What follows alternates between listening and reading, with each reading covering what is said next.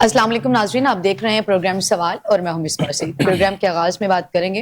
Chairman peoples party Bilawal Bhutto Zardari का कहना है कि वज़ीर आज़म शहबाज शरीफ ने 27वीं तरमीम की हिमायत की दरख्वास्त की है और तरमीम में आईनी अदालत का क़याम, एग्जीक्यूटिव मजिस्ट्रेट्स और जजेस के तबादले शामिल है। बिलावल भुट्टो ज़रदारी का मजीद कहना है कि NFC में सूबाई हिस्से का तहफ़्फ़ुज़ ख़त्म करना भी 27वीं तरमीम में शामिल है।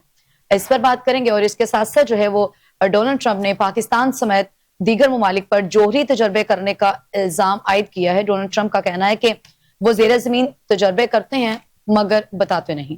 मजीद बात करें तो आज कराची में Pakistan international maritime expo and conference 2025 का आगाज हुआ और वजीर मनसूबबंदी एहसन इकबाल का कहना है कि तमाम बंदरगाहों को जदीद बना रहे हैं। पाकिस्तान दुनिया के लिए समंदरी ट्रेड रूट साबित होगा। इसके साथ साथ जो है हम बात करेंगे कि हुकूमत के साथ मुज़ाकरा शुरू करने और एस्टेब्लिशमेंट के साथ कशीदगी में कमी के लिए जो है वो चूंकि PTI के रहनुमाओं की जानिब से तो कोशिशें की गई, इनके बावजूद जो पार्टी पॉलिसी है उसमें क्यों तब्दीली नहीं आई। इसकी एक बड़ी वजह क्या ये है कि बानी PTI जो है वो बजाते खुद इसमें एक बड़ी रुकावट है। प्रोग्राम के आखिर हिस्से में हम डिबेट करेंगे कि पाकिस्तान और अफगानिस्तान के ताल्लुकात में कशीदगी के पेश नज़र जो है वो इस वक्त एक वीडियो सोशल मीडिया पे वायरल है जिसमें अफगानिस्तान में होने वाली एक जो सरकारी तकरीब है उसमें अफगान जो वजीर हैं उन्होंने ग्रेटर अफगानिस्तान का नक्शा पेश करते हुए दिखाया गया है और इस नक्शे में पाकिस्तानी इलाके खैबर पख्तूनख्वा, बलोचिस्तान और गिलगित बल्तिस्तान भी शामिल किए गए हैं। ये तमाम तर मौज़ूआत आज की डिबेट का हिस्सा होंगे और इन पे गुफ्तगू करने के लिए मेरे साथ स्टूडियो में मौजूद हैं एहसन ज़िया साहब, सीनियर एनालिस्ट हैं, कौमी और बैनुल अक़वामी अमूर पर गहरी नजर रखते हैं। फर्स्ट ऑफ ऑल अस्सलाम वालेकुम एहसन ज़िया साहब। चूंकि एहसन इकबाल का जिक्र हो रहा था तो वो एहसन इकबाल निकल गया मुंह से। क्या कहेंगे आप? Chairman peoples party Bilawal Bhutto ने कहा है कि वज़ीर आज़म शहबाज शरीफ ने 27वीं तरमीम की जो हिमायत की दरख्वास्त की है उनसे। देखिए, ये जो 27वीं जो है आईनी तरमीम, इसका जो इशू है बेसिकली मेरा ख्याल ये सियासी जो है उससे ज़्यादा जो है मुल्क की जो इस्टेब्लिशमेंट है उनका मुतमईन नज़र इसके हवाले से है। कुछ चीज़ें तो फेडरल गवर्नमेंट चाहती है लेकिन कुछ ऐसी चीज़ें हैं जिसका फ़ायदा मुल्क के जो मुक़्तदर हल्के हैं उनको भी होना है। तो 27वीं आईनी तरमीम जो 26वीं आईनी तरमीम जो थी उसके बाद इसकी बहुत बहस हो रही थी, इसके बारे में सुना भी जा रहा था। अब बिल मुशाफा कह लें और बल्कि फॉर्मली जो है इसके ऊपर आगे काम बढ़ा है और हुकूमत ने अपनी सिफारिशात जो हैं वो दे दी हैं पाकिस्तान पीपल्स पार्टी को। पाकिस्तान पीपल्स पार्टी को देने का मकसद ये है कि अगर इसके ऊपर इत्तफाक राय हो जाता है या कुछ इश्यूज के ऊपर इत्तफाक राय हो जाता है तो बात आगे बढ़ेगी। लेकिन इसमें कुछ ऐसी चीजें हैं कि जो मैं समझता हूँ पाकिस्तान पीपल्स पार्टी के लिए भी उनके मुफाद में नहीं है। फॉर एग्जाम्पल, जिसके अंदर आप समझें कि NFC के अंदर सूबाई हिस्से का जो तहफ़्फ़ुज़ है उसे खत्म किया जा रहा है, उस हवाले से बात की जा रही है। अब एक बहुत बड़ा इशू जो चला था जब 18वीं तरमीम आई थी तो उसके अंदर सूबों को बहुत सारे इख्तियारात मिल गए थे, माली हवाले से भी और दीगर जो हैं पहलू जो उनके हवाले से भी। उसमें एक सेहत है, उसके अंदर तालीम के बजट थे, वो उनको एक अलहदा सा सूबा अपनी जिम्मेदारी से कर सकता था, खुद से फैसला कर सकता था। फेडरल के पास ये चीजें जो थी वो बहुत कम रह गई थी। इसी तरह सेहत का जो शोबा है उसके अंदर भी यही सूरत हाल थी।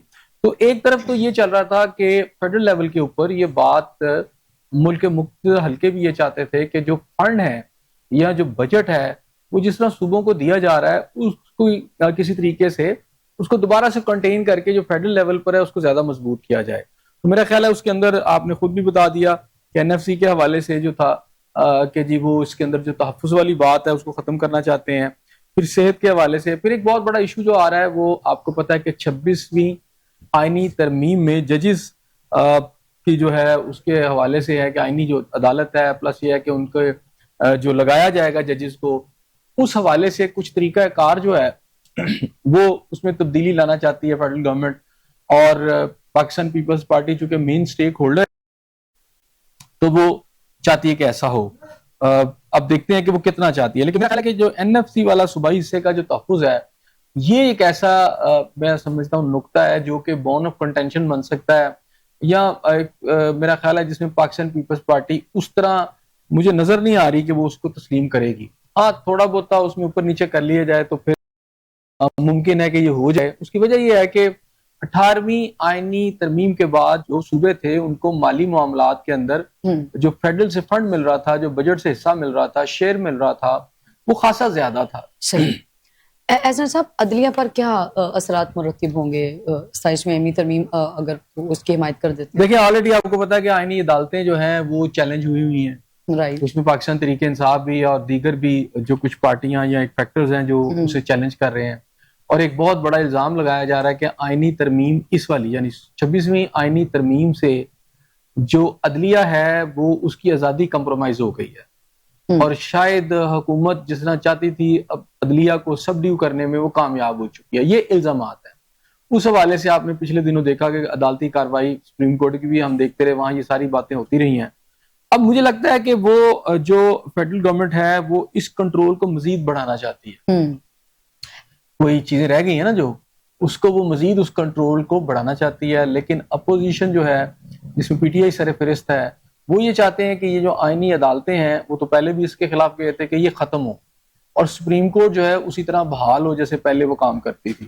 تو میرا خیال ہے کہ یہ ایک ایسا ایشو ہے جس کے اندر ابھی پاکستان پیپلز پارٹی ڈیفینیٹلی اس پر اتنی جلدی تو نوٹ نہیں دے گی, اتنی جلدی اپنی کانسنٹ تو نہیں دے گی.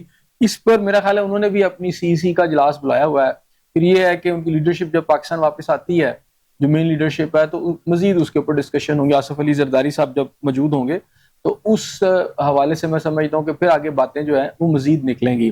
اب اس کے علاوہ آ جاتا ہے صحت کا, جیسے آپ نے سلسلہ بتایا ہے, اور کچھ اور بھی جیسے امور ہیں جس کے اندر میرا خیال ہے کہ جو سسٹم کی کچھ ایسی تبدیلی جو ہے مقتدرہ بھی چاہتی ہے جس سے اس کا بھی کنٹرول بڑھے. اور اس وقت جو فیڈرل گورنمنٹ ہے میرا خیال ہے کہ اس کے لیے یہ کوئی مشکل بات نہیں ہے سمجھنا کہ یہ اوپن سیکرٹ ہے کہ اس وقت جو مقتدرہ کا اثر و رسوخ ہے وہ فیڈرل گورنمنٹ پہ بہت زیادہ ہے. ٹھیک ہے نا. اس کی چیزیں ہمیں اس طرح بھی نظر آتی ہیں کہ ابھی پچھلے دنوں آپ کو پتا ہے کہ سی ایم جو ہے خیبر پختونخوا افریدی صاحب جو ہیں وہ عمران خان صاحب سے ملنا چاہتے تھے. ہائی کورٹ میں چلے گئے. ہائی کورٹ کے ڈویژن بینچ نے 3 رکنی بینچ نے ان کے حق میں ایک سمجھے فیصلہ بھی دے دیا. کہا گیا کہ یہ ملاقات کروا دیں, تو لیکن وہ ملاقات آج تک نہیں ہوئی. صحیح. تو اس کا مطلب ہے کہ پورے سسٹم کے اوپر مقتدرہ کی طاقت یا مقتدرہ کا اس وقت جو رول ہے وہ بہت زیادہ ڈومینیٹ کر گیا ہے. تو اتنا زیادہ ڈومینیٹ کر گیا ہے کہ اب یہاں پر ایک اور بحث بھی شروع ہوگی پاکستان کے اندر کہ جو سول لبرٹیز ہیں, سول سوسائٹی کی جو لبرٹیز ہیں وہ تیزی سے کمپرومائز ہو رہے ہیں.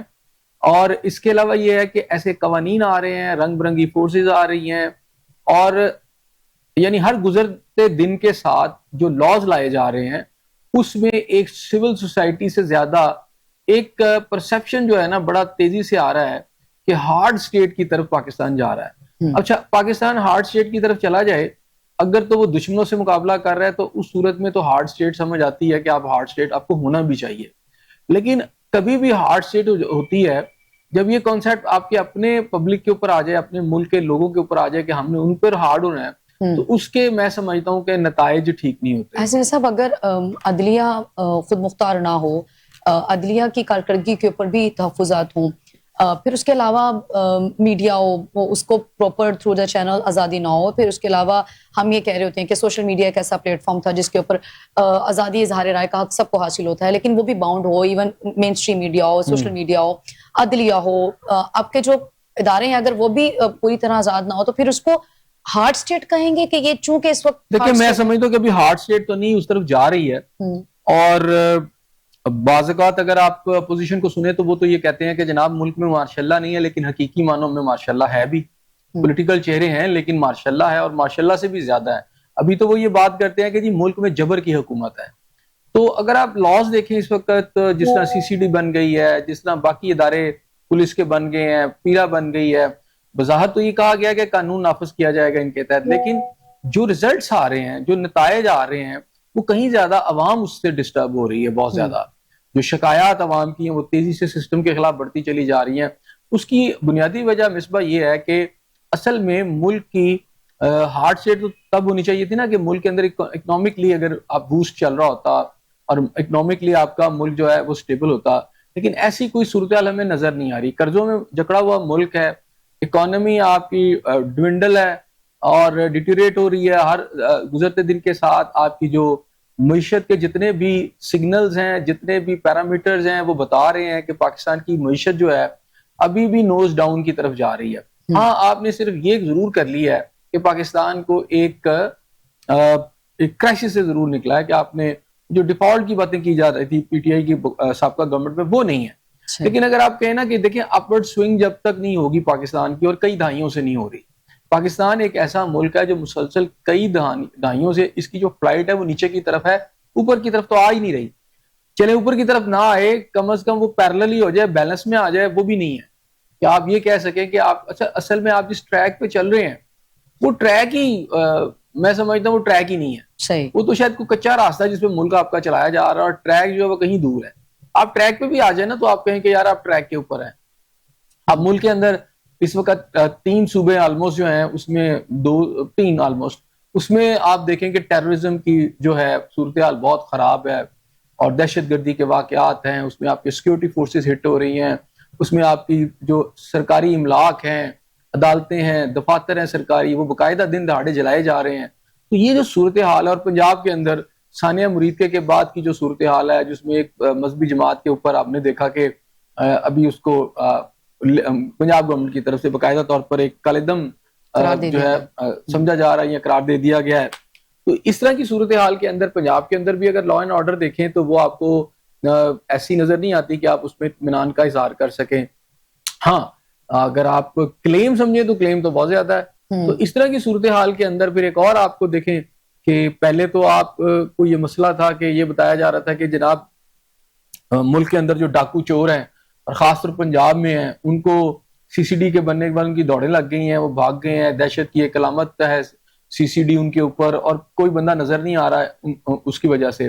اور سی ایم پنجاب بھی یہ کہتی رہی کہ جناب دیکھیں کتنا زبردست اس وقت ماحول ہے پنجاب کے اندر, اضلاع کے اندر کتنا سکون آ گیا ہے, کئی جگہ کرائم جو ہے زیرو پہ چلا گیا ہے. لیکن حقائق کیا ہے؟ حقائق یہ ہیں کہ ابھی پچھلے چند روز کے اندر ایسے کچھ واقعات بھی ہوئے ہیں جس نے بڑے ڈسٹربنگ فیکٹر جو ہے وہ ہمارے سامنے وہ لے کے آئے ہیں. فار ایگزامپل یہ ہے کہ آپ قانون نافذ کرنے والے اداروں سے عوام کو تحفظ ہوتا ہے, سمجھا جاتا ہے کہ اس سے تحفظ حاصل ہوگا. لیکن آج تو اس وقت عام شہری اور خاص طور پر لاہور کے شہری یہ سوچ رہے ہیں, پنجاب کے بھی, کہ جناب ہم نے قانون نافذ کرنے والے اداروں سے زیادہ ڈرنا ہے یا ڈاکوؤں سے زیادہ ڈرنا ہے؟ خوف کس کا زیادہ ہونا چاہیے؟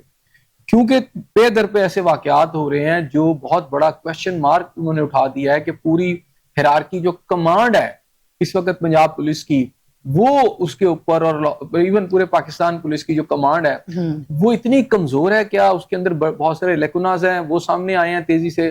اس کی وجہ یہ ہے کہ ابھی آپ 3-4 واقعات دیکھتے ہیں کہ لاہور کے اندر مثلا ایک ایسا عہدہ جسے آپ سب انسپیکٹر یا تھانے دار کہتے ہیں, اس عہدے کے اوپر ہم نے بہت کم دیکھا. ہم نے یہ بھی دیکھے ہیں کہ پولیس والے ان کے جو گینگز بن جاتے ہیں وہ بھی ڈکیتیز اور جرائم میں ملوث ہو جاتے ہیں, لیکن تھانے دار کا ایک ایسا آپ سمجھیں کہ ایک عہدہ ہوتا ہے کہ وہاں پر جا کر پولیس والے بھی نا یہاں تھوڑے بھر جاتے ہیں فائنینشلی بھی, اور تھانوں میں ان کو بہت کچھ ہوتا ہے, ان کی پام وہیں پہ گریس ہو جاتی ہے تو وہ ضرورت نہیں پڑتی. لیکن یہاں صورتحال ہو گئی ہے کہ آپ یہ دیکھیں پنجاب کے اندر کہ وہ تھانے دار لیول کے لوگ بھی جو ہیں یہاں جو اس وقت سرکاری ملازم ہے وہ ڈکیتیوں میں, اغوا برائے تبان میں, اور جو ہے لوگوں کے گھروں میں ڈاکے مارنے سے باز نہیں آ رہے, اور ایسے واقعات تیزی سے آئے ہیں.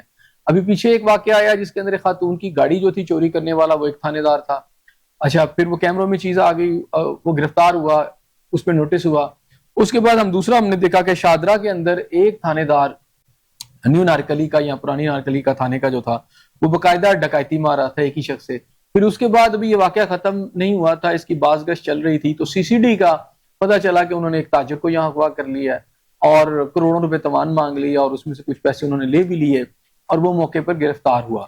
اچھا اس کے بعد پھر ایک تھانے دار کا آیا سامنے کہ جناب وہ کسی گھر میں گھسا, وہاں سے لیپ ٹاپ چوری کر, اور پھر ایک نہیں ہے پورا اس کے ساتھ ایک موب سا تھا پولیس کا, یا پورے آپ سمجھتے گینگ لگتا تھا, اور اس کے اندر ساری پولیس اہلکار تھے, اس میں آپ کے کانسٹیبل بھی تھے, اس میں اے ایس آئی بھی تھے, اور انچارج وہ بنے ہوئے تھے. اچھا پہلے یہ ہوتا تھا جو قوانین بنائے جاتے ہیں احسان صاحب, یہ تو اس لیے بنائے جاتے ہیں کہ اس سے عام آدمی کو انصاف مل سکے یا تحفظ مل سکے, اگر کوئی مجرم ہے اس کو سزا کا تعین ہو سکے. تو پھر اتنے قوانین اور اس کے بعد بھی آپ بتا بھی رہے ہیں کہ جو قانون نافذ کرنے والے ادارے ہیں اگر ان کے سربراہان جو ہیں یا جو وہاں پہ ہیڈ آف ڈپارٹ ہوتے ہیں وہ اس میں خود ملوث ہوں گے تو ظاہر سی بات ہے پھر وہ اداروں کی تو کارکردگی کے اوپر سوال اٹھیں گے. احسان صاحب یہ جو 27ویں آئینی ترمیم ہے آپ کو کیا لگتا ہے کہ جو اپوزیشن جماعتیں ہیں چونکہ ان کے لیے پرابلمٹک زیادہ سچویشن فیس کرنا پڑے گی ان کو، اس وقت بانی پی ٹی آئی ایک بڑی جو ہے وہ کریٹیکل سچویشن میں ہے، ان کے لیے بھی یہ وبال جان ثابت ہوگی؟ دیکھیں ابھی جو آپ سمجھیں کہ یہ جو آئینی ترمیم ابھی نہیں انٹروڈیوس ہوئی، ابھی تو میرا خیال ہے اس کا ابھی جو بھی خد و خال ہیں، فیچرز ہیں، وہ ابھی کھل کر سامنے آئیں گے. ابھی تو ابتدائی قسم کی پرپوزلز ہوتی ہیں. جب پرپوزل دی جاتی ہیں تو جان بوجھ کے کچھ ایسی چیزیں بھی ایڈ کر دی جاتی ہیں کہ انہیں پتہ ہوتا ہے کہ جی یہ ریجیکٹ کر دی جائیں گی، لیکن پھر ہوتا ہے کہ کچھ کامن پوائنٹس ہوتے ہیں. گورنمنٹ جو ہوتی ہے اس کے جو کامن پوائنٹس ہیں، میرا خیال ہے وہ زیادہ زور ان کا اسی پر ہوگا جس کے اندر مقتدرہ جو ہے وہ چاہتی ہے کہ کون کون سی جو ہیں سیکشن جو ہیں وہ جو ہے جو آگے سے منظور کی جائے. اب ایک بات تو ضرور ہے کہ پاکستان کی مقتدرہ یا پاکستان کی جو آپ سمجھے کہ ایک کوریڈورز آف پاور جو ہیں وہ ضرور چاہتے ہیں کہ عدلیہ کے اوپر ان کا کنٹرول رہے. اور ایک پرسیپشن تو بالکل یقیناً آیا کہ آئینی عدالت کے بعد اب ایک پرسیپشن ضرور آیا کہ بہت سارے ایسے واقعات میں جہاں عدالتوں کو نوٹس لینا چاہیے تھا وہ نہیں لے رہی، اس سے ریزینٹمنٹ بھی بڑھ رہی ہے، عام پبلک سارے ایشوز کے اندر بھی یہ واقعات ہو رہے ہیں.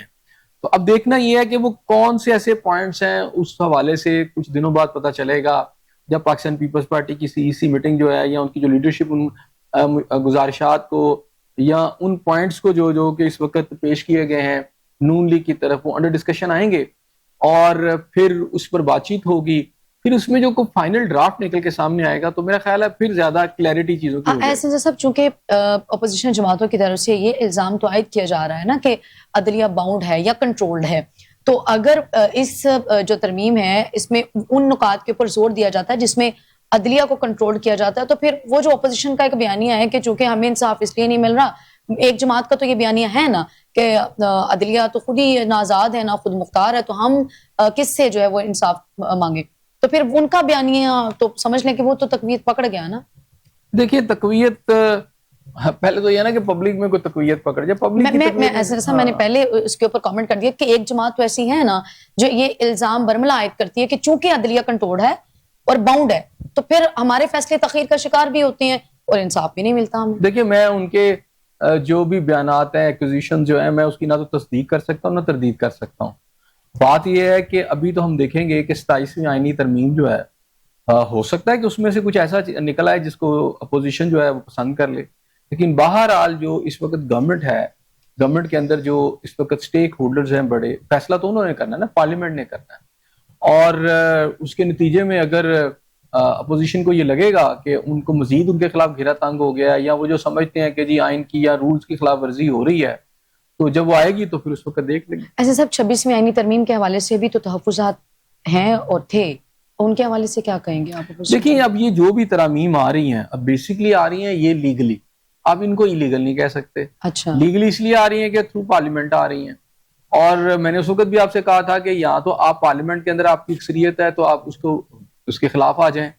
اچھا اگر آپ اس کے خلاف نہیں آتے تو آپ کورٹ میں چلے جائیں، تو کورٹ میں تو چلے گئے ہیں پوزیشن والے. وہ آئینی ترمیم جو ہے 26ویں آئینی ترمیم جو ہے اس کے تحت جو آئینی عدالتیں ہیں ان کے قیام کے اوپر تو باقاعدہ کیس لڑا جا رہا ہے. Let the court decide. اچھا صاحب آپ نے کہا کہ یہ جو ترامیم ہے یہ تھرو دا پارلیمنٹ اور تھرو دا پراپر چینل آ رہی ہیں، لیکن یہ جو 27ویں آئینی ترمیم ہے اس کا جو حتمی کوئی مسودہ ہے وہ پارلیمنٹ میں پیش نہیں کیا گیا، تو بیشتر اہم فیصلے اگر پارلیمنٹ سے باہر ہی ہونے ہیں یا پھر یہ توقع کی جائے کہ اس کے اوپر جو ہے وہ پارلیمنٹ کو اعتماد میں لیا جائے گا اس دفعہ؟ دیکھیں یہ جو آئینی ترمیم پاس ہونی ہے وہ تو پارلیمنٹ نے پاس کرنی ہے نا. ابھی تو یہ ہوتا ہے کہ جو آپ کے سٹیک ہولڈرز ہیں یا گورنمنٹ کے اندر جو پارٹیز ہیں جو پاور میں ہیں وہ آپس میں ڈسکس پہلے کر رہی ہیں.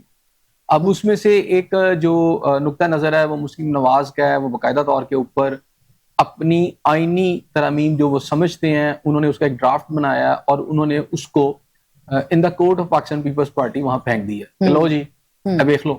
تو اب وہ اب دیکھیں گے اب اس میں وہ کس پہ ایگری کرتے ہیں کس پہ نہیں ایگری کرتے ہیں یا بالکل ریجیکٹ کر دیتے ہیں. میرا خیال ہے کہ اگر یہ چیزیں آئی ہیں پاکستان پیپلز پارٹی کے کورٹ میں تو کہیں نہ کہیں ان کی بھی کانسینٹ ہے، ورنہ میرا نہیں خیال کہ بغیر ان کے کانسینٹ کے مسلم نواز جو ہے اس طرح کا کوئی ڈرافٹ بنا کے ان کو دے سکتی ہے. یہ ہمیشہ عام طور پر بیہائنڈ دا ڈور جو ہے ڈسکشنز ہوتی ہیں، پھر اس میں کہا جاتا ہے اشارہ دیا جاتا ہے کہ جی آپ ہمارے پاس بھیجیں، پھر ان اپنی پارٹی سے اس کی کنسنٹ لیتے ہیں. اگر ایک آدھی پہ کوئی اعتراض ہوتا ہے اور میرا خیال ہے بہت ساری چیزوں پہ تو پہلے ہی ڈسکشن ہو چکی ہوتی ہے. اب جب یہ دونوں کی ہو جائے گی پھر وہ جے یو آئی ایف اور دیگر جماعتوں کو بھی لیں گے اس میں باری باری سب کو اعتماد ہاں. ملے گا. اور اس کے علاوہ دیکھیں پاس کرانا میرا خیال ہے گورنمنٹ کے لیے اتنا مشکل نہیں ہوگا. اس کی وجہ ہے کہ اگر تو پاکستان پیپلز پارٹی نے ساتھ دے دیا ہاں تو پھر اس وقت جو مسلم جو ہے پاکستان تحریک انصاف جو اپوزیشن جماعت ہے وہاں پر ابھی دیکھا جائے تو الیکشن کمیشن نے جو اپنا لاسٹ ڈیسیژن دیا اس کے مطابق تو اب پی ٹی آئی کی وہاں پہ تو وہ تو آزاد ہیں نا سارے. تو جو آزاد ہیں وہ جو ہیں اب اس میں وہ کاؤنٹ ہی نہیں ہوتے نہیں کینڈیڈیٹ. وہ کاؤنٹ ہوں گے, اچھا وہ بھی کاؤنٹ ہوں گے, لیکن اب یہ دیکھنا ہے کہ ووٹ کس طرف ڈالتے ہیں. تو مجھے لگتا ہے کہ اگر پاکستان پیپلز پارٹی مان گئی تو پھر تو یہ 27ویں آئینی ترمیم بھی آ جائے گی. صحیح. آگے بڑھیں گے. ڈونلڈ ٹرمپ نے پاکستان سمیت دیگر ممالک پر جو ہے وہ جوہری تجربے کرنے کا الزام عائد کیا ہے. ڈونلڈ ٹرمپ کا کہنا ہے کہ وہ زیر زمین تجربے کرتے ہیں مگر بتاتے نہیں ہیں. کیا کہیں گے آپ ڈونلڈ ٹرمپ کی مذاق؟ دیکھیں ڈونلڈ ٹرمپ کی ایک ایسا وہ کہتے ہیں جو مزاج یار میں آئے وہ ایسا ان کا مزاج ہے کہ وہ دائیں کا دکھا جو کے جی میں آئے. بائیں کا مارتے ہیں اور بائیں کا دکھا کے دایاں ہاتھ جو ہے نا اس کی ایک سٹروک لگا دیتے ہیں. اچھا ابھی آپ دیکھ لیں کہ انہوں نے کیا کیا کہ انہوں نے تعریفیں ہماری کرتے رہے. ہاں جی. ہماری جو قیادت ہے عسکری اور ہماری جو قیادت ہے سیاسی ان کی بے پناہ تعریف و توسیع کرتے رہے, ایڈمائر کرتے رہے, یوٹیلائز کرتے رہے, ٹھیک ہے نا, ایکسٹول کرتے رہے. لیکن 10 سال کا دفاعی معاہدہ کر کے انڈیا سے کر لیا. وہی انڈیا جس کو کچھ دن پہلے ایک بڑا انہوں نے ایک آپ کے سامنے ہی ہے کہ ایک بہت بڑا ٹیرف لگا دیا تھا اور ایسے چیخیں نکل رہی تھی اور ایسے لگ رہا تھا کہ امریکہ بڑا خلاف ہو گیا ہے. لیکن معاہدہ جو ہے 10 سال کا یہ پیغام دے دیا گیا ہے کہ جناب اسی تے انڈیا دے نال. تو میں آپ سے بار بار جو کہا کرتا تھا نا کہ یہ دنیا کے اندر اب ایک نیکسس ہے, ایولز نیکسس میں جس کو کہتا ہوں, کہ وہ ایک میں ٹرمپ ہے, سینٹر میں ہے مڈل ایسٹ کے اندر آپ کا نیتن یاہو ہے, اور اس کے بعد آپ دیکھیں اگر انڈیا کی طرف تو تیسرا جو پاگل بابا ہے نا اس کا نام ہے نریندر مودی. تو یہ تینوں ملک مل کے نا یہ دنیا کے پورے امن کو برباد کرنے پہ تلے ہوئے ہیں. تو اب پاکستان کو ایک طرف تھپکی دیتے ہیں, دوسری طرف پاکستان کا جو دشمن ہے جس نے پاکستان پہ بھی ریسنٹلی پاکستان کے اوپر الزام لگا کے وار شروع کی, ان کے ساتھ 10 سال کا دفاعی معاہدہ کر لیا. تو پھر یہ ہم نے سلوٹ کیا تھا, ہم نے جو تھپکی دی تھی نوبل پرائز کے لیے, ہمیں تھپکی بھی ملی, پھر ہم نے نوبل پرائز کے لیے بھی اس کو رکھا. تو ہم کہاں کھڑے ہیں؟ ہمیں یہ دیکھنا پڑے گا کہ ہم آج کھڑے کہاں ہیں. تو جو ٹرمپ صاحب ہے نا یہ اب کہتے کچھ ہیں اور کرتے کچھ ہیں. اب انہوں نے ایک نئی کہانی شروع کر دی ہے. جب کوئی نہ کوئی ایشو جب ٹھنڈا ہوتا ہے تو ایک نئی سٹوری شروع کر دیتے ہیں. ابھی ابراہیم اکارڈ جو تھا اس کی باز گشت ابھی ختم نہیں ہوئی تھی, چل رہی ساری باتیں, تو اچانک انہوں نے کہا جی ہم نیوکلیر ٹیسٹ کریں. اب نیوکلیر ٹیسٹ جو ہیں یہ کئی دہائیاں پہلے امریکہ چھوڑ چکا ہے, 90s کی دہائی میں انہوں نے بند کر دیے تھے, اور وہ کیا کہتے ہیں لیبارٹری کے اندر جو ہوتے ہیں ٹیسٹ وہ کرتے رہے ہیں. لیکن اب جب آپ اس طرح کے ٹیسٹ کر رہے ہیں تو ڈیفینیٹلی پوری دنیا کے اندر اور کئی خطوں کے اندر ایک نئی دوڑ شروع ہو جائے گی ایٹمی ہتھیاروں کی, جو یہ اب شروع کرنے لگے ہیں. اچھا, اس کا شروع کرنے کی امریکہ کو کوئی ضرورت نہیں تھی. امریکہ کے پاس آلریڈی بہت زیادہ اٹامک جو ہیں ایسٹس ان کے بہت بڑے ہیں, دنیا کے بڑے ایسٹس ان کے پاس ہیں. لیکن میرا خیال ہے اس کا سیاسی فائدہ وہ اٹھانا چاہتے ہیں رشیا, چائنا, اور انہوں نے یہ پاکستان پر الزام بھی لگا دیا. ایک طرف ہمیں تھپکی دے رہے ہیں, دوسری طرف ایک الزامات کی لسٹ لگاتے ہیں جس کے اندر چین, روس, شمالی جو ہے کوریا, اور اس میں پاکستان کو کہتے ہیں کہ جی پاکستان بھی خفیہ طور پر ایٹمی دھماکے کرتا ہے. یہ ایک الزام ہے. پاکستان نے تو کوئی ایٹمی دھماکہ نہیں کیا اس کے بعد, وہ جو ہم نے ساتھ کیے تھے بس اس کے بعد تو ہم نے کوئی ایٹمی دھماکہ کیا ہی نہیں, نہ ہمارا کوئی لیبارٹری کا. تو ایک الزام ایک سمجھے ایک پرسیپشن کریٹ کر کے اپنی ایک جسٹیفیکیشن نکالنی. جیسے میں کہتا ہوں نا 9/11 جو ہے بیسیکلی ایک فالس فلیگ ہے. سوری ڈونٹا, پھر ہم نے پاک امریکہ تعلقات کے حوالے سے ہمارا تجربہ بڑا جو ہے وہ تلخ رہا ہے. تو پھر ہم نے اپنے ماضی سے یا پھر ماضی کی غلطیوں سے ہم نے کیا سیکھا ہے؟ مطلب امریکہ اپنے اتحادیوں کے ساتھ کوئی بہت اچھا سلوک نہیں کرتا, اور پاکستان امریکہ کا وہ اتحادی ہے جس کے ساتھ وہ کبھی بھی اچھا سلوک نہیں کرتا. تو پھر ہم نے کیا سیکھا؟ یہ میں سوچنا چاہیے کہ ہم کیا کریں. ہم تو بڑے خوش ہو رہے تھے, آپ کو پتا ہے کہ یہ باتیں ہم کافی دنوں سے اٹھا رہے ہیں کہ جناب یہ جو ابراہیم اکارڈ ہے اس میں پاکستان کی اگر فورسز وہاں لینڈ کرتی ہیں تو وہ فلسطینیوں سے لڑیں گی, وہ پھر آپ کی حماس سے لڑیں گی, تو یہ تو ایک اور نیا کرائسس شروع ہو جائے گا. اور ساتھ ساتھ ہمیں ادھر کا کہہ کے تو انڈیا کے ساتھ دفاعی معاہدہ کر لیا. اب دفاعی معاہدے کا مطلب یہ 10 سال کا کہ ایک بہت بڑا ویپنائز کرے گا وہ انڈیا کو, پھر اس کے علاوہ اس کی فورسز, ٹریننگ, جوائنٹ, ہر چیز وہ ان کے ساتھ کر رہا ہے. ہمارے ساتھ تو وہ منرل لے رہا ہے ہم سے, اور تو کچھ بھی نہیں کیا. یا ہماری فوج لینے کی باتیں کر رہا ہے، یا وہ کہتا ہے اسرائیل کو مان لو، ہمیں کیا فائدہ ہوا؟ اسے وہ کہتے ہیں کہ جی وہ کوئلوں کی دلالی میں منہ کالا کرنے والی بات ہے کہ پاکستان کے اس وقت جو بھی مفادات ہیں اس کے حوالے سے دیکھا جائے تو پاکستان کے مفادات کا تحفظ نہیں ہوا، بلکہ پاکستان کے دشمن کے ساتھ جو ہے امریکہ اس وقت کھڑا ہو گیا۔ اظہر صاحب، اس وقت جب دفاعی اعتبار سے پاکستان ابھی بھی الحمدللہ ایک اچھی پوزیشن میں ہے، اور چونکہ جب پاک بھارت تنازع پیدا ہوا اس وقت ڈونلڈ ٹرمپ ہی وہ تھے جو پاکستان کی تعریفوں کے جو ہے وہ کلابے ملا رہے تھے، آپ دفاعی بتا بھی رہے ہیں، آپ کے جو دفاعی معاہدہ ہے وہ انہوں نے بھارت کے ساتھ کر لیا ہے، تو بھارت کی اپوزیشن کو آپ کیسا دیکھ رہے ہیں؟ چونکہ اب تو امریکہ کے ساتھ اس کے دیکھیں وہ ان کے ساتھ ہی تھے، دیکھیں وہ نیچرل الائنس ہے ان کا، ٹھیک ہے، ان کا نظریاتی الائنس ہے یا ان کا کوئی مذہبی الائنس سمجھ لیں، آج بھی یہ بنیاد پرست ہیں، یہ بیسیکلی صحیح ٹیررسٹ ہیں۔ یہ جو ممالک ہیں نا، تینوں دنیا میں جتنی تباہی ان ممالک نے دنیا میں لائے ہیں شاید ہی کوئی اور ملک لایا ہو۔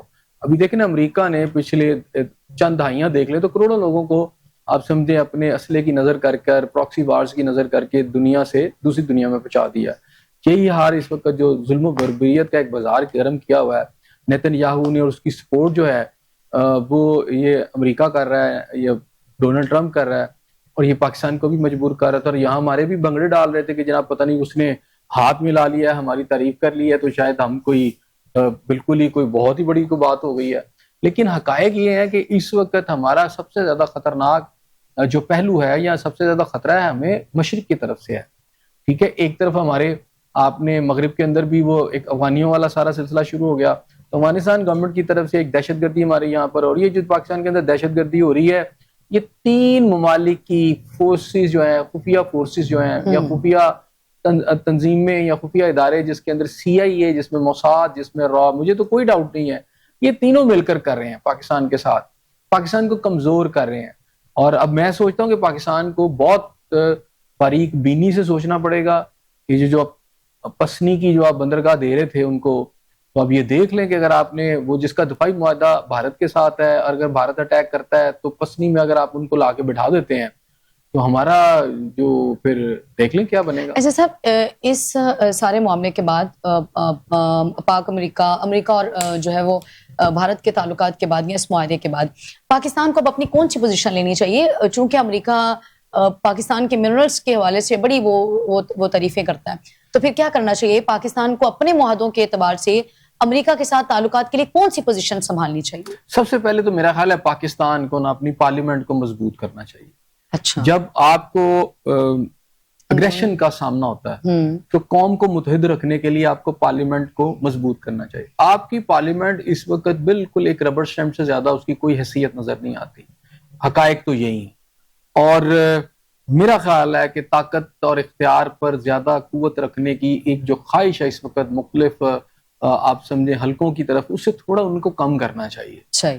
اس بنیاد کے اوپر پاکستان کو آپ کوئی ہارڈ اسٹیٹ بنا رہے ہیں، اور ایسے عوام جو اس بیچاری بھوک سے مر رہی ہے، اور جہاں پر اس وقت اکانومی تباہ ہوئی پڑی ہے، تو ایسے میں آپ ہارڈ اسٹیٹ اگر بنائیں گے تو اس کے نیگیٹو امپیکٹس آئیں گے۔ یا تو آپ اکانومی کو بہتر کریں، تو اکانومی کو بہتر کرنے سے پہلے آپ کا جو ڈیفنس ہے وہ مضبوط ہونا چاہیے۔ اس کے لیے جو بھی آپ نے فیصلہ کرنا ہے آپ اپنی پارلیمنٹ میں لے کے آئیں، سب کو اعتماد میں لیں، فیصلہ کریں۔ آپ نہیں کرنا ہے اور تو کسی نے نہیں کرنا ہے، ایٹ لیسٹ ان ایشوز کو ڈسکس تو کریں، لا کر پارلیمنٹس کے اجلاس بنائیں، ان ڈیپتھ جو ہے اس کے اوپر، ان ڈیٹیل جو ہے آپ اس کے اوپر تھنک اوور کریں، اس پہ ٹاک اوور کریں، اس کے اوپر پتہ چلے کہ جی آپ نے ہر پہلو سے اس کو ڈسکس کیا، پھر ایک فیصلہ کریں۔ اچھا، ابھی چند لوگ جو ہیں وہ کوئی امریکہ کے ساتھ تعلقات کے فیصلے کر رہے ہیں، کچھ شخصیات ہیں وہ جا کے روس کے ساتھ کوئی فیصلے کریں، نہیں، اس طرح نہیں ہوتا۔ آپ پہلے پارلیمنٹ کی پیچھے سپورٹ لیں، اور دیکھیں اس کے اندر جو آپ کا جو ہوتی ہے نا کولیکٹیو وزڈم، وہ کبھی ملک کے مفاد کے خلاف فیصلہ نہیں کرتی۔ ایک شخص سے تو غلط فیصلہ ہو سکتا ہے نا، لیکن کولیکٹیو وزڈم کے اندر آپ سے بہت کم ہوتا ہے کہ فیصلہ غلط ہو۔ تو پہلے تو آپ اپنی پارلیمنٹ کو مضبوط بنائیں اور وہاں لے کر جائیں، کیونکہ اب یہ بہت سینسٹیو ایشو ہے کہ ڈیفنس پیکٹ ہو گیا انڈیا کے ساتھ، انڈیا آپ کے بارڈر پہ کھڑا ہے، آپ خود بتا رہے ہیں کہ جناب وہ کشمیر سے لے کر آپ کی جو سر کریک تک جو ہیں ان کی فوجیں کھڑی ہیں، ان کی فضائیہ الرٹ کھڑی ہے، اور آپ ایک ایسے ملک کو پسنی کی بیس دینا چاہتے ہیں جس نے اس کے ساتھ 10 سال کا دفاعی معاہدہ ان حالات میں کیا ہے کہ سب کو پتا ہے کہ کیا ہو رہا ہے، ٹھیک ہے۔ اور وہ اسلحہ دے گا. وہ اسلحہ کہاں چلنا ہے؟ پاکستان کے اندر. اگر امریکہ انڈیا کو اسلحہ دے گا تو وہ اسلحہ کہاں چلائے گا؟ پاکستان میں چلائے گا نا بھائی, ہمارے خلاف چلائے گا نا. تو ہم ایک ایسے ملک کو اپنے اندر کیوں لے کے آ رہے ہیں؟ پسنی کی بیس کے اوپر جو پسنی کی جو بندرگاہ ہے, ہمارا بار بار ایک جو چیزیں سامنے آئی ہیں کہ جی ایسے ممالک کے ساتھ تو فی الحال اگر آپ نے کوئی منرل کی امپورٹ ایکسپورٹ کرنی بند کر دیں. چائنا اپنے چھوٹے چھوٹے مواد پہ انہوں نے نہیں امریکہ کی بند کی جتنے بھی منرل سے. تو پاکستان کو سوچنا چاہیے کہ آپ کو بزنس اور ٹریڈ کا ایک پتہ دکھا کر آپ کے خلاف جو آپ کی دشمن قوتیں ہیں وہ مضبوط کر رہے ہیں, ان کو وہ اکٹھا کر رہے ہیں. اصل اب ایشو یہ ہے کہ آپ نے آگے جنگ کیسے لڑنی ہے. جنگ تو آپ پر مسلط ہونی ہے, اور جس کے اوپر آپ کا تکیہ ہے وہی پتے ہوا دینے لگے. آپ کا امریکہ پر تکیہ ہے, معاہدہ وہاں ہو گیا ہے. میرا خیال ہے اس کے بعد تو آپ کی آنکھیں کھل جانی چاہیے نا. صحیح ہے حسن صاحب, اندرونی معاملات بھی تو آپ کے ٹھیک نہیں ہیں. وہ بھی ابھی آپ بھی بات کریں کہ کلیکٹیو وزڈم کی بڑی اشد ضرورت ہے. تو جب تک آپ کلیکٹیو وزڈم کے اوپر ہی عمل نہیں کرتے, پارلیمنٹس میں فیصلے ہی پارلیمنٹ میں نہیں ہوتے, آپ پارلیمنٹ کو اعتماد میں بھی نہیں لیتے, جو بیشتر عام فیصلے ہیں وہ آپ پارلیمنٹ سے باہر کرتے ہیں, تو پھر تو ایک سچویشن خراب ہوتی ہے نا, انارکی کی صورتحال تو جنم لیتی ہے. آگے بڑھیں گے. کراچی میں پاکستان انٹرنیشنل میری ٹائم ایکسپو اینڈ کانفرنس 2025 کا آغاز ہو چکا ہے, اور وزیر منصوبہ بندی احسن اقبال کا کہنا ہے کہ تمام بندرگاہوں کو جدید بنا رہے ہیں. پاکستان دنیا کے لیے سمندری ٹریڈ روٹ ثابت ہوگا. یہ اچھی بات ہے. پاکستان کو تو یہ ویسے بھی کرنا چاہیے تھا, بہت پہلے کر لینا چاہیے تھا. پاکستان کی صرف یہ سمجھے گوادر ہو گیا, گوادر تو خیر بعد میں بنا, بڑی ڈیولپ ہوا ہے, ورنہ آپ کی سب سے پہلے آپ کی یہ جو کیا کہتے ہیں کراچی والی پورٹ ہے, پھر وہ پورٹ قاسم ہے, تو یہ دو تو چل رہی تھی. اب گوادر والی آ گئی, پھر پسنی, یہ ساری آپ کو پورٹ کو 5-6 پوائنٹس ہیں آپ کے جہاں پر آپ کر سکتے ہیں. اور اکنامیکل اس کا فائدہ بھی ہے, کیونکہ آگے میرا خیال ہے جو سب سے زیادہ پاکستان کو سوٹ کرتا ہے, پاکستان کو دوبارہ سے دیکھنا پڑے گا. یہ امریکہ کے قابو میں آنے کی بجائے پاکستان کو چائنا کو دیکھنا پڑے گا. وہ جو ہم کوشش کر رہے تھے نا, SCO کانفرنس ہوئی تھی پہلے, جس کے تحت یہ تھا کہ آپ کے خطے کے تمام ممالک جو تھے وہ ایک ٹریڈ امبریلا کے نیچے آ رہے تھے, اور ٹریڈ امبریلا جو تھی وہ چائنا کی تھی. اس کے نیچے دوبارہ سے میرا خیال ہے زیادہ فوکس ادھر کرنا چاہیے, کیونکہ اگر آپ کے پاس چائنا ہے اور آپ پہ یہ فوکس کرتے ہیں تو آپ کی یہ جتنے بھی آپ بنا رہی نئی بندرگاہیں بنا رہے ہیں, پاکستان ایک بڑے سمجھے کہ سیکورٹی پوائنٹ آف ویو سے بھی دیکھ لیں, ایک اسٹریٹجک پوائنٹ آف ویو سے بھی دیکھ لیں, تو اس کی بندرگاہیں بڑی اہم ہیں. وہ مڈل ایسٹ کے لیے بھی بڑی اہم ہے, اور وہ آپ آگے مشرق بعید کی طرف دیکھیں تو ایک بہت بڑا کنیکشن ہے, یہاں سے مال جا سکتا ہے آگے پھر یورپ وغیرہ بھی. تو پاکستان کا یہ روٹس بننے چاہیے. یہاں آپ کے ایک تو ہونی چاہیے لا اینڈ آرڈر کی سچویشن ٹھیک, لیکن اب پاکستان کو ری تھنک کرنا چاہیے, تھنک اوور کرنا چاہیے کہ پاکستان پسنی کی جو بندرگاہ کے حوالے سے جو فیصلہ کیا گیا تھا امریکہ کے لیے, اس کے اوپر ذرا اس کو دوبارہ سے ریویو کرے. اب اس کے علاوہ یہ ہے کہ اس وقت چائنا کو وہ جو پورٹ قاسم کے اوپر ایک جیٹی دینے کا فیصلہ کیا گیا, میں سمجھتا ہوں کہ یہ ایک اچھا ایک فیصلہ ہے.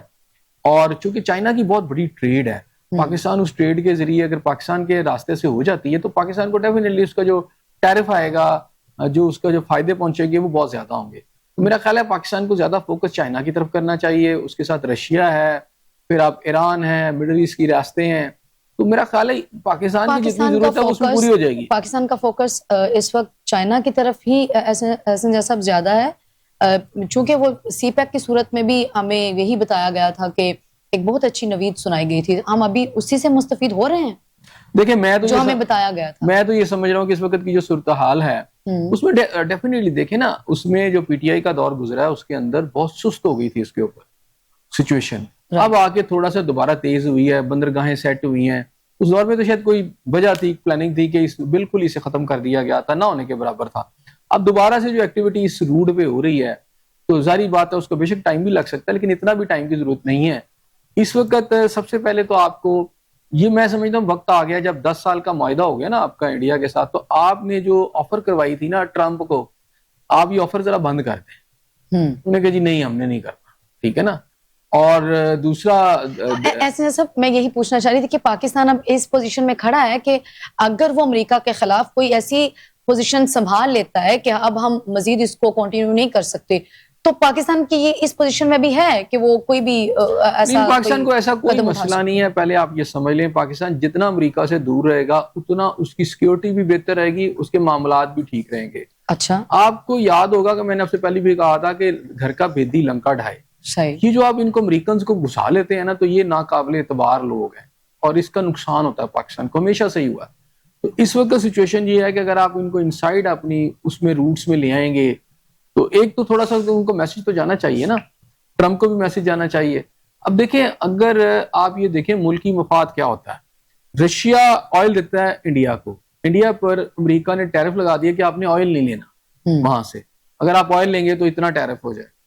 اب جب آپ نے دیکھا کہ 10 سال کا معاہدہ آپ کے دشمن ملک سے امریکہ نے کر لیا ہے, تو اب آپ کو ایک تو پہلے کہ ابراہیم ایکارڈ کے اندر پاکستان نے بغیر کچھ لیے دیے جو اپنی سروسز پیش کر دی, کہ ہمارا نا ہمارے حکمرانوں کا ایک بہت بڑا مسئلہ ہے, وہ تھوڑی سی پیٹنگ کرتے ہیں بلا کر, تو ہم تو ایسے پیچھے چلے جاتے ہیں نا کہ جیسے پتہ نہیں کون سا دنیا اور آخرت کا اعزاز ہمیں مل گیا, ہم تو پتہ نہیں کیا بن گئے. اچھا وہ دیکھیں امریکہ کی شاید دشمنی اتنی بری نہیں ہے جتنی اس کی دوستی بری ہے. اور پھر وہ چائے کا کپ بھی نا جب آپ کو پلاتے ہیں نا تو وہ پھر اس کا معاوضہ لیتے ہیں, فری میں وہ کچھ نہیں کرتے. تو آپ ان کو منرل دینے پہ جا رہے ہیں, آپ ان کے کیا اس کا آپ کا ٹیرف ہے, آپ کس طرح دے رہے ہیں, آپ کسی کو پتہ ہی نہیں. آپ ابراہیم ایکارڈ میں شامل ہونے جا رہے ہیں, کسی کو پتہ ہی نہیں آپ نے اس سے کیا فائدہ لیا, آپ کو کیا, بس وہ کہہ رہے ہیں تو ہم چلتے جا رہے ہیں. امریکہ کہہ رہا ہے جی, امریکہ بس خوش کرنا ہے. یہ جو امریکہ کو خوش کرنے کا ہمارے ذہن میں خیال ہر وقت رہتا ہے نا ہمارے حکمرانوں کو, اس کو نکالنا ہوگا, کھرچ کے نکالنا ہوگا. یہ اس وقت ممکن ہے کہ جب آپ پاکستان کی مفادات کے لیے سوچیں. مسئلہ ہمارا کیا ہے, ہماری جتنی بھی شرافی ہیں ان کے بچے باہر پڑھتے ہیں, ان کے ایسٹس وہاں پر ہے, وہ یہاں سے لوٹ مار جو کرتے ہیں امریکہ میں جا کے کرتے ہیں, یہ برٹن میں کرتے ہیں, کوئی آسٹریلیا چلا جاتا ہے, زیادہ تر انہیں ممالک میں جا کے جو لوٹ مار کی رقم ہے وہ وہیں ٹرانسفر کر دیتے ہیں. تو وہ ہر وقت پاکستان سے زیادہ مفاد امریکہ کا سوچتے رہتے ہیں. تو میرا خیال ہے کہ پاکستان کے اندر حکمران بھی وہ لوگ آئیں, وہ آنے چاہیے جن کی دولت پاکستان سے باہر نہ ہو, پاکستان سے باہر نہ ہو. آگے بڑھیں گے. حکومت کے ساتھ مذاکرات شروع کرنے اور اسٹیبلشمنٹ کے ساتھ کشیدگی میں کمی کے لیے جو ہے وہ ایسے سب, چونکہ پی ٹی آئی کے رہنماؤں کی جانب سے تو کوششیں کی گئی تھی, وہ چاہے ان کے پرانے جو رہنما تھے وہ تھے, لیکن اس کے باوجود بھی جو ان کی پارٹی, آپ کو کیا لگتا ہے کہ جو ابھی کی لیڈرشپ ہے اس میں اور پہلے والی لیڈرشپ میں پارٹی پالیسی میں کوئی تبدیلی دیکھنے کے لیے, چونکہ ہم نے دیکھا کہ پی ٹی آئی میں چہرے تو تبدیل ہوئے, وزیر اعلیٰ کی صورت میں بھی ہوئے, تو کیا اب پارٹی پالیسی میں بھی کوئی تبدیلی نظر آ رہی ہے؟ دیکھیں یہ جو ایک مہینہ ہے نا یہ دسمبر تک, 31 دسمبر تک, نومبر تک, نومبر بھی کر لیں آپ, دسمبر بھی ڈال لیں ذرا, اچھا ٹھیک ہے نا, بلکہ نومبر کے اینڈ تک آپ, زیادہ تو وہی ہے. تو بہرحال یہ جو 1-1.5 مہینہ ہے نا, اس میں پاکستان کیا اور پاکستان سے متعلقہ باہر کے جتنے بھی معاملات ہیں, اس میں آپ کو ممکنات میں سے زیادہ ممکنات میں سے یہ ہے کہ بہت اہم واقعات بھی مل سکتے ہیں, تبدیلیاں بھی آپ دیکھ سکتے ہیں, کچھ ایسی ایکٹیویٹیز بھی ہو سکتی ہیں کہ جو قوم کے لیے بھی حیران کن ہو. اچھا کیونکہ اس کے اندر جو ہے ایک ایکسٹینشن والا ایک سلسلہ ہے جس کے اندر گورنمنٹ کا کچھ حلقوں کا موقف ہے کہ وہ اس کی ڈیٹس ویسے ہی بڑھ چکی ہیں اور پہلے سے اس کے حوالے سے قانون سازی ہو چکی ہے, لیکن کچھ پی ٹی آئی کے حلقے یہ کہتے ہیں کہ اس کے اینڈ پہ اس نے جا کے اس ایکسٹینشن نے اس کا فائنلائز ہونا ہے. تو آپ یہ سمجھ لیں کہ جب تک یہ فائنلائز نہیں ہوتی, ایک انسرٹنٹی کا جو فیکٹر ہے پاکستان کی سوسائٹی کے اندر, پاکستان کے سسٹم کے اندر, وہ بہت زیادہ رہے گا. کچھ ایسے واقعات بھی ہو سکتے ہیں کہ آپ سب حیران بھی ہو جائیں کہ یار یہ کیا ہو رہا ہے, اس کی تو کوئی سچویشن ہی نہیں تھی. سو یہ جو اس وقت سچویشن ہے اس میں ہم نے یہ دیکھا کہ ایک چیز جو نہیں ہو رہی تھی وہ بھی ہو گئی. مطلب پی ٹی آئی کے لوگوں کے بارے میں یہ نظر آ رہا تھا کہ جو ان کی لیڈرشپ اس وقت قید ہے کہ وہ باہر نہیں آ سکیں گے, لیکن اچانک ہم نے دیکھا کہ ان کے کچھ لیڈر جس میں محمود رشید ہیں اور 1-2 ہیں جو لاہور کے اندر یا پنجاب کے اندر ان کو ہاسپٹل شفٹ کیا گیا, پھر شاہ محمود قریشی صاحب جو ہیں ان کے حوالے سے ہے, اور پھر اچانک آپ کو پتا ہے کہ ان کے جو پرانے لوگ ہیں وہ ایکٹیو ہو گئے ہیں. فواد چودھری, ٹھیک ہے نا, وہ ان دنوں پھر رہے ہیں کہ جی معاملات طے ہونے چاہیے, ڈیفیوز ہونی چاہیے سچویشن. اچھا ڈیفیوز ہونے کی باتیں بڑی ہو رہی ہیں, تو یہ جو ڈیفیوز ہونے کی باتیں بھی ہیں نا یہ 1 مہینے 1.5 مہینے تک چلیں گی. اس کی وجہ یہ ہے کہ یہ پی ٹی آئی کی جو لیڈرشپ باہر آ گئی ہے, لیکن خان صاحب جو ہے نا وہ اس میں. اچھا بانی پی ٹی آئی کے حوالے سے کیا کہیں گے احسن نجار صاحب کہ ان کے رہنما تو یہ چاہ رہے ہیں کہ سچویشن کچھ کسی بھی طریقے سے جو ہے وہ ہینڈل ہو جائے, بانی پی ٹی آئی بذات خود نہیں چاہ رہے کہ کوئی جو پرابلمز ہیں وہ سارٹ آؤٹ ہو؟ تو جو بھی ریلیف مل رہا ہے بانی پی ٹی آئی کو تو نہیں مل رہا نا, بانی پی ٹی آئی تو ہاسپٹلائز نہیں نہ ہوئے. بانی پی ٹی آئی کے ساتھ کیا ہوگا, بانی پی ٹی آئی یہ سمجھتے ہیں ان کے لوگوں کو تو فائدہ پہنچ رہا ہے. ہاں بانی پی ٹی آئی, ٹھیک ہے نا, بانی پی ٹی آئی کا جو موقف ہے وہ ان کو یہ نظر آتا ہے کہ جتنا وہ سٹف سٹینڈ رکھیں گے اتنا ان کے لیے بہتر ہے.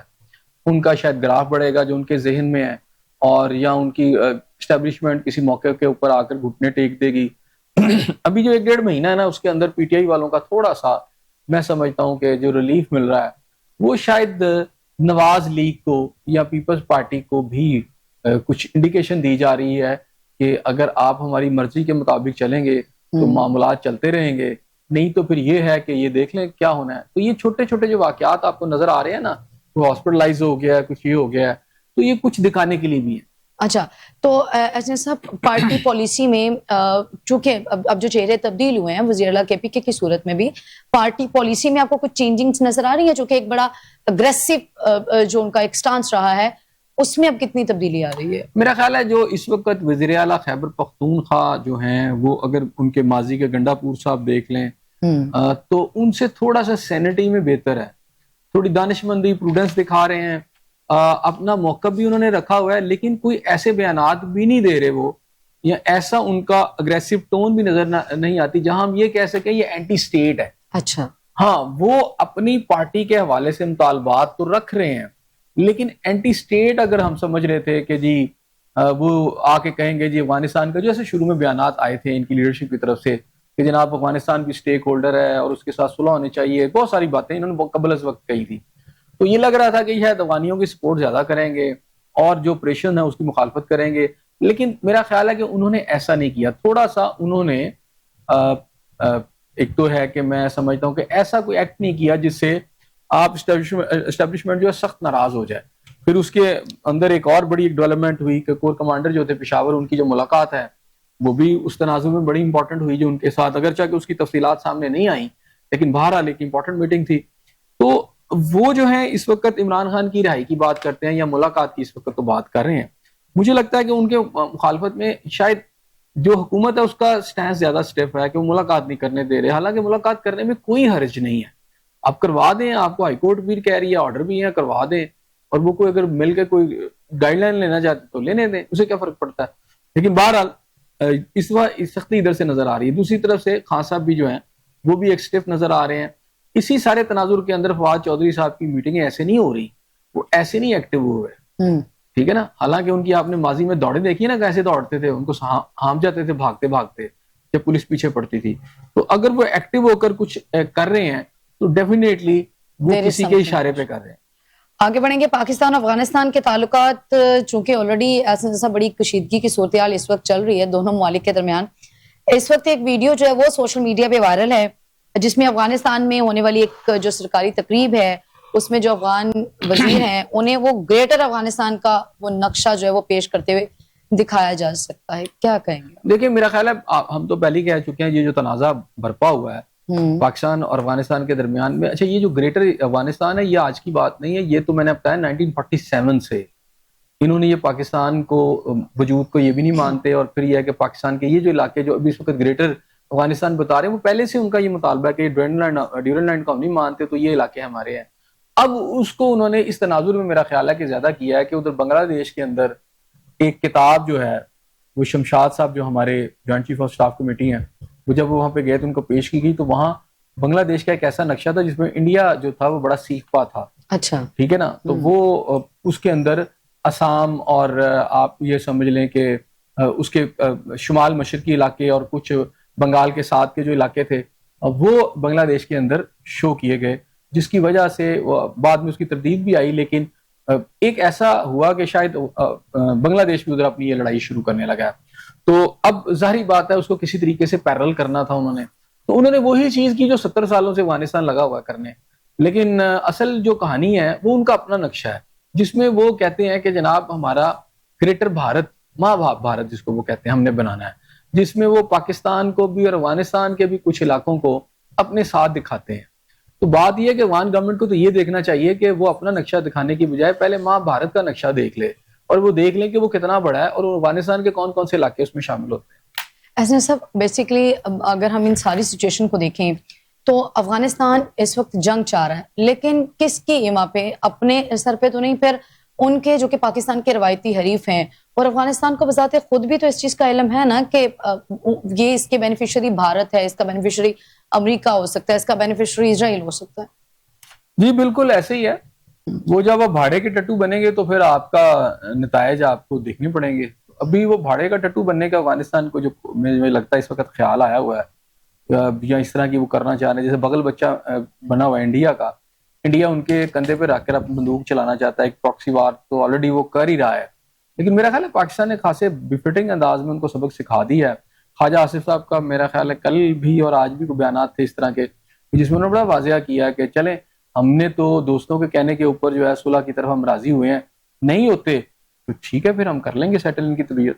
صحیح, پاکستان جو ہے وہ امن چاہتا ہے, لیکن اگر اس کو سارٹ آؤٹ نہیں کیا جاتا تو اوبویسلی پھر جنگ کے لیے بھی تیار ہیں. بہت شکریہ احسن ضیاء صاحب آپ کا.